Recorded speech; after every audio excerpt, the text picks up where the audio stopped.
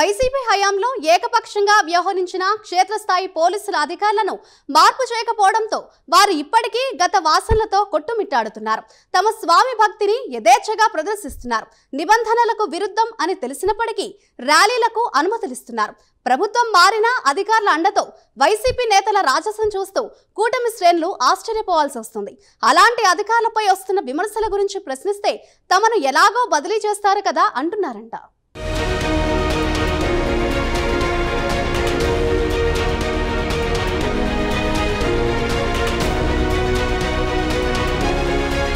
ఉమ్మడి చిత్తూరు జిల్లాలో పోలీసులు, రెవెన్యూ అధికారులు వైసీపీ పట్ల తమ స్వామి భక్తిని వీడడం లేదు. గత ప్రభుత్వంలో నియమితులైన వారు వైసీపీకి ఎంత సరెండర్ అయి పనిచేశారో తాజాగా చంద్రగిరి, మదనపల్లి ఇష్యూలలో బయటపడింది.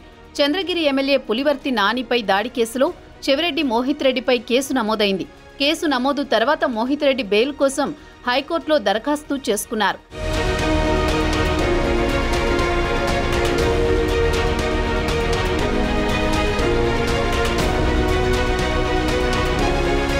బెయిల్ దక్కదేమోనని అరెస్టు భయంతో విదేశాలకు పారిపోయే ప్రయత్నం చేస్తుండగా సమాచారం తెలుసుకున్న పోలీసులు బెంగళూరు విమానాశ్రయంలో మోహిత్ రెడ్డిని అదుపులోకి తీసుకున్నారు.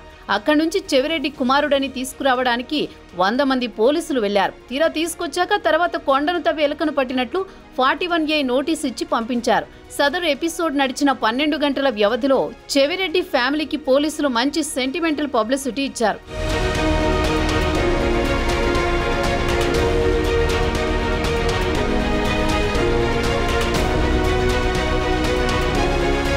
పోలీస్ స్టేషన్ నుంచి బయటకు వచ్చిన చెవిరెడ్డి మోహిత్ రెడ్డిని చంద్రగిరి మాజీ ఎమ్మెల్యే చెవిరెడ్డి భాస్కర్ రెడ్డి వందలాది మంది అనుచరులతో ఊరేగింపుగా తీసుకెళ్తుంటే పోలీసులు పహారా కాయడం విశేషం. ఎన్నికల్లో గెలిచిన క్యాండిడేట్ల ర్యాలీ నిర్వహించిన మోహిత్ రెడ్డి రోడ్డుపై నడుస్తూ ఎక్కడికక్కడ మీడియాతో మాట్లాడుతూ దర్పం ప్రదర్శించారు. 100 కేసులు పెట్టినా తాను భయపడనని స్టేట్మెంట్లు ఇస్తూ వెళ్లిపోయారు.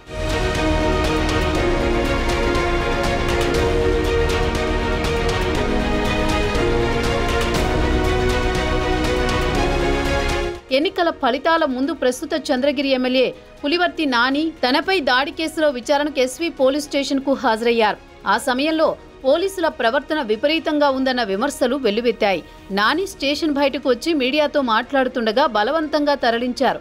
అదే సమయంలో మీడియాపై విరుచుకుపడ్డారు. అది గతం. నిన్నైతే స్టేషన్ ఎదుట చెవిరెడ్డి వందలాది మంది అనుచరులతో బైఠాయించి హడావుడి చేశారు. కొత్త ప్రభుత్వంపై విమర్శలు గుప్పించారు.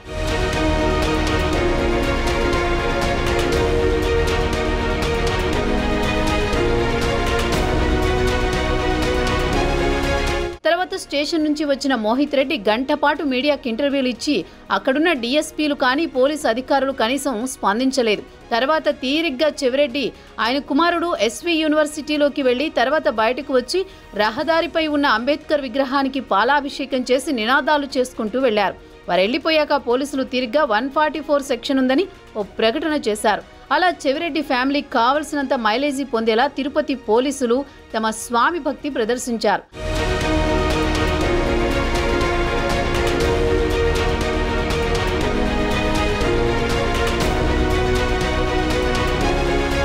మదనపల్లి ఫైల్స్ దగ్ధం కేసులో ఇదే విధంగా జరుగుతుంది. దాంతో ఆ కేసు విచారణకు కర్నూలు పోలీసుల మీద ఆధారపడాల్సి వస్తుందని అంటున్నారు. 21వ తేదీ నాడు సబ్ కలెక్టర్ కార్యాలయం దగ్ధమైన కేసులో ప్రధాన నిందితుడైన మాధవరెడ్డి పరారు కావడానికి సీఐతో పాటు పోలీసులు చక్కగా సహకరించారన్న ఆరోపణలున్నాయి. దాంతోపాటు తనిఖీల విషయాలు ముందుగా లీక్ చేస్తుండటంతో నిందితులు రికార్డులు దాస్తుండటంతో పాటు పరారవుతున్నారని అంటున్నారు.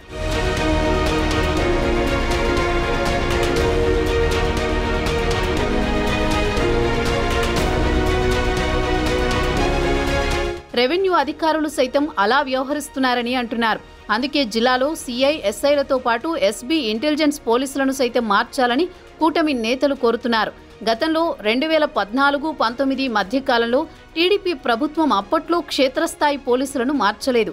దీంతో ప్రభుత్వానికి అప్పట్లో సరైన సమాచారం రాలేదని, అప్పట్లో అది కూడా ఓటమికి ఒక కారణమైందన్న అభిప్రాయం వ్యక్తమవుతోంది. ఇప్పటికైనా స్వామి భక్తి ఉన్న వారిని గుర్తించి వారిని బదిలీ చేయాలని, అదేవిధంగా మదనపల్లి, చంద్రగిరి విషయంలో నిర్లక్ష్యంగా వ్యవహరించిన అధికారులపై చర్యలు తీసుకోవాలని టీడీపీ శ్రేణులు కోరుతున్నారు.